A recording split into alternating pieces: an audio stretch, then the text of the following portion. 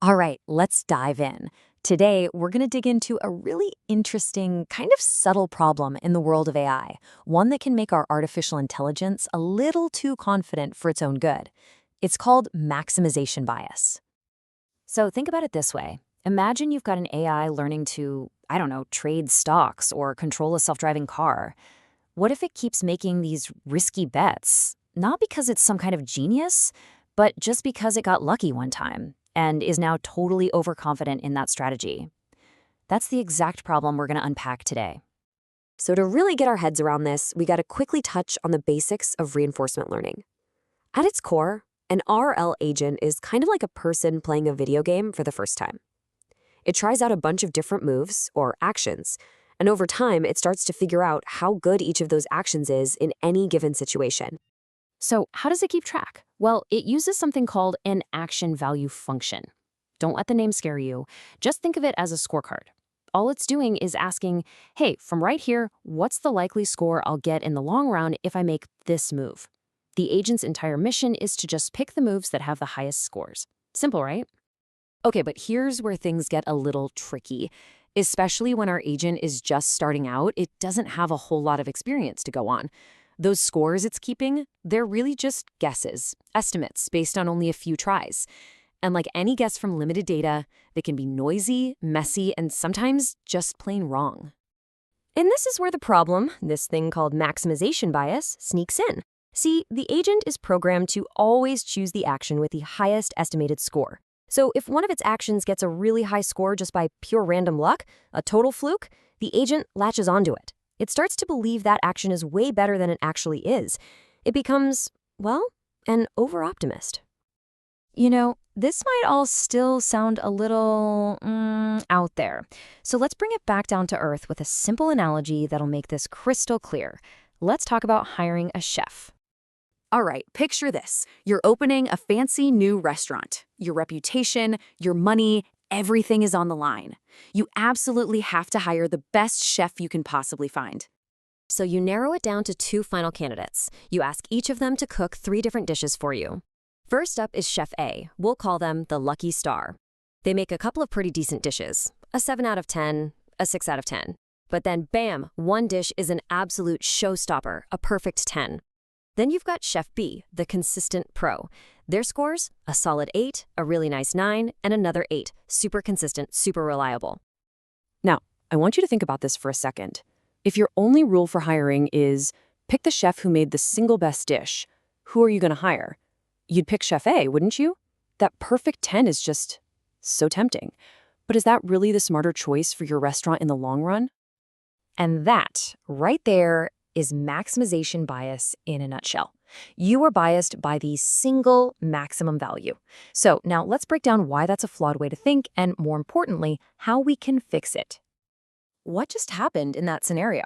Well, it's like we used a single biased judge. This judge came in, tasted a few dishes, and their eyes got fixated on that one amazing 10 out of 10 from Chef A. They completely ignored the other data points, the more average scores. So they hired the lucky but inconsistent chef, completely overestimating their actual day-to-day skill. You know, this isn't just a fun story. This is exactly how a standard reinforcement learning algorithm called Q-learning gets things wrong. The basic version uses the very same estimates to both pick the best move and to judge how good that move is. It's its own single biased judge, and it can totally fool itself. So how do we fix this? Well, the solution is actually pretty clever. It's called double learning, and it's basically like bringing in a second opinion. So standard Q-learning, our single judge, uses one scorecard for everything, which makes it fall for these lucky breaks. But double learning, it keeps 2 separate scorecards. Think of them as 2 different critics. One critic picks what looks like the best option, but then the other critic comes in and gives a fresh independent evaluation. It's a built-in reality check. So let's replay that hiring decision, but this time with our fix. Okay, so you hire 2 independent food critics. Critic number 1 looks at all the scores and says, whoa, Chef A made a perfect 10 out of 10 dish. That's the best single performance I've seen. But here's the key. Instead of stopping there, he turns to critic number 2 and asks, hey, based on your notes, what did you think of Chef A's cooking overall? And critic 2, with their own separate assessment, gives a more balanced score that accounts for the other less than perfect dishes. And just like that, you make a much smarter, more reliable hiring decision.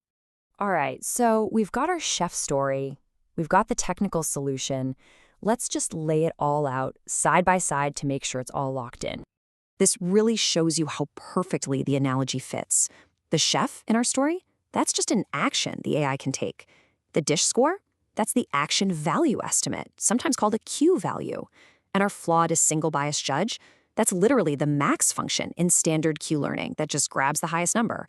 And of course, our two independent critics are the two separate Q value estimators that make double learning work so well. It's a beautiful one-to-one match.